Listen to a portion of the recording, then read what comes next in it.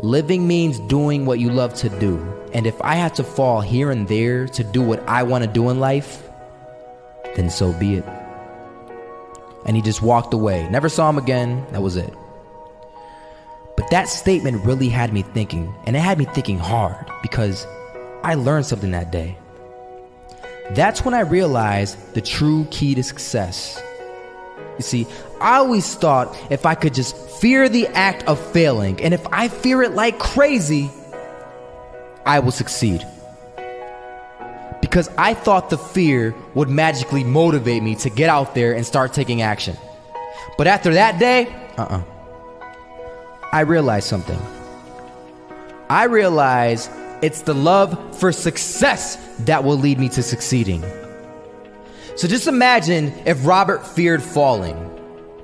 Would he even start walking? Of course not. He wouldn't even do what he loved to do. He would sit at home and take no type of action. But he loved walking. Wasn't even scared to fall. It gave him life. That's what allowed him to get up and do it. He loved walking so much, he was willing to fall 10 times a day just to do it.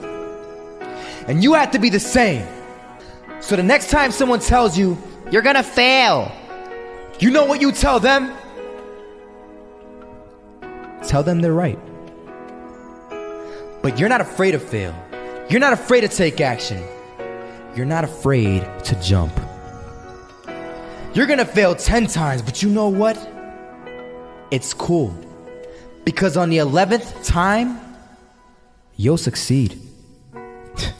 Oh, you'll succeed, all right. And it'll feel good. And while you're over here living the life of your dreams and complete happiness, guess where they're gonna be?